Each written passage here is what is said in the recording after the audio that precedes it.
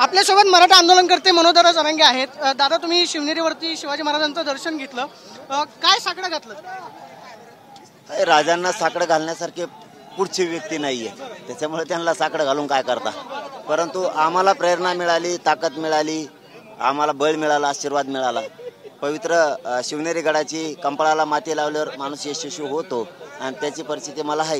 म्हणून आता माती कंपाळी लावून पवित्र माती आम्ही निघालो।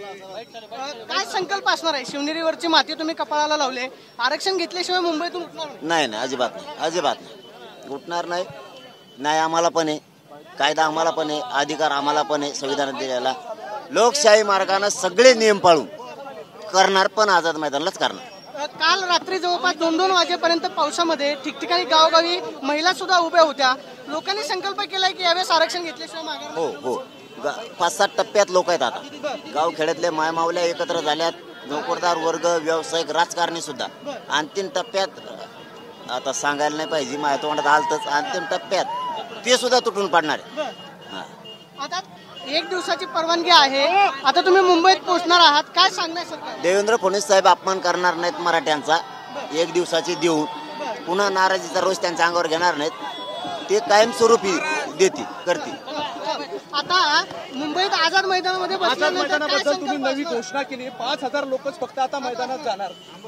हा सर, मी कायद्याचं पालन करीन म्हणलो ना, कायद्याचं पालन करीन म्हणलो ना, मग करायलो ना आम्ही मराठ्यांचे पोरं सगळे, मीच नाही सगळेच मराठ्यांचे पोरं। आम्हाला लढायचं आहे, कायदा पाळायचा आहे, आमचा धर्म आहे, नाही गणेश उत्सव आहे, मग कायद्याचा सगळा नियम आम्ही पाळायला लागलो सगळा।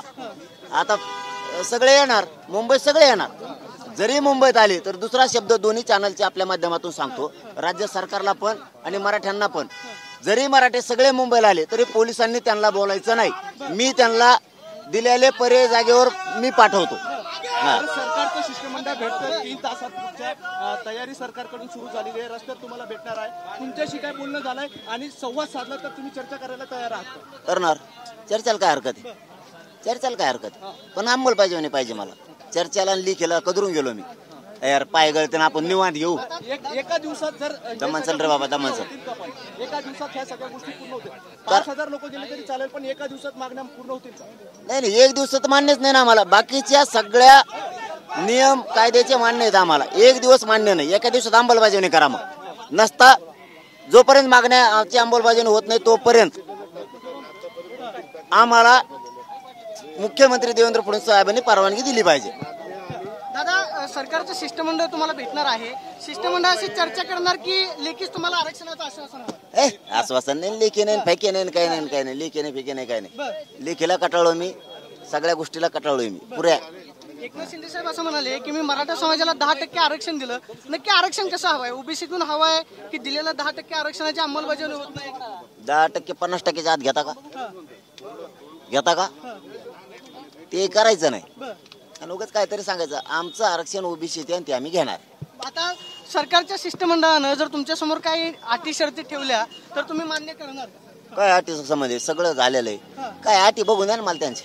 अंमलबजावणी अट आहे का तर मान्य, अटी लिखीन फाकी काही मान्य नाही। म्हणजे कुणी आलं तर यावेळेस माघार नाही? काय संबंध, कवर माघार घ्यायची, वाटलं व्हायला पोरायचं, कवर माघार घ्यायची। आता ते एक मराठा आरक्षण उपसमिती नेमलेली आहे, त्याचं अध्यक्षपद राधाकृष्ण विखे पाटलांना पहिलीच आहे ती, पहिलीच आहे, फक्त खांदे बदलेले बैल पोळ्याच्या दिवशी खांदे बदलेले, पहिलेच आहे ती। आता शेवटचे काही तास शिल्लक आहे, तुम्ही मुंबईत पोहोचणार आहात, सरकारला काय आवाहन कराल? मनोज जरांगेंचं नक्की कोण ऐकत नाही, कुठे अडतंय? सन्माननीय फडणवीस साहेब, मुख्यमंत्री साहेब, मराठ्यांचे मन जिंकायला तुम्हाला योग्य संधी, मराठ्यांचं आरक्षण देऊन त्यांचे मन जिंका, अपमान नका करू, त्यांचा सन्मान करा। अशी योग्य वेळ आली गरिबांचे तुम्हाला प्रश्न सोडवण्याची आणि गरिबांना साथ देण्याची। योग्य वेळेवर योग्य निर्णय घ्या, सुवर्ण संधी, संधीचं सोनं करा। बघा, मराठी जर जिंकले तर एखाद्याला आमदार करताना तुम्ही तो मंत्रिपद दिलं नाही तर फुटन, एखाद्याला तुम्ही कामं देताल नाही दिलं तर फुटल, एखाद्याला पद नाही दिलं तर तेव्हा फुटन, पण गरीबाचं काम केलं गरीब कधीच फुटत नसतो, डोक्यावर घेऊन नाचन। ह्यो TV 9च्या माध्यमातून माझा तुम्हाला शब्द आहे, लक्षात ठेवा, डोक्यावर घेऊन नाचते लोक। योग्य वेळे गरीब मराठी तुमच्याकडे वेदना घेऊन येलेत, त्यांच्या मागणीची अंमलबजावणी करा आणि मराठ्यांचे मन जिंका। अशी योग्य वेळ तुम्हाला की खूप नसता खूप रोष नाराजीचा जाणार. 5,000 जर मराठ्यांनाच परवानगी दिली तर फक्त 5,000च घेऊन बसणार, इतरांना काय मग आवाहन करणार? नाही ना, आवाहन करायची काय गरज आहे? सगळे जरी तिथं आले तरी मी सांगतो ना समजून त्यांना, फक्त त्रास द्यायचा नाही पोलिसांनी एका बी. पोरं मैदानात आले म्हणून त्रास नाही द्यायचा. जरी आले मी समजून सांगतो ना, आताही सांगितलं पुन्हाही सांगतो, माझ्या समाजाला मी सांगतो, ते शेजारच्या ग्राउंडवर बसतील. एक शेवटचा प्रश्न आहे. छगन भुजबळ असं म्हणतायत, मनोज दादा तुम्ही हट्ट करताय, तुमचा हट्ट कुणीच पुरवू शकत जाऊन द्या, त्याचं जाऊन तिकडे, त्याच जाऊन तिकडे. चलो धन्यवाद, त्याला नाही मोजित आहे.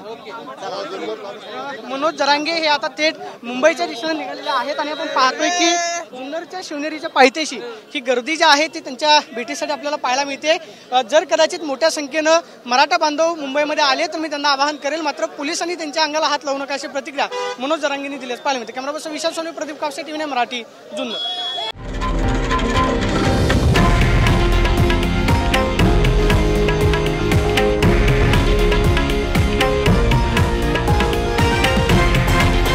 हे आहे देशातील नंबर 1 न्यूज नेटवर्क आणि आपण पाहत आहात TV9 मराठी, एकमेव.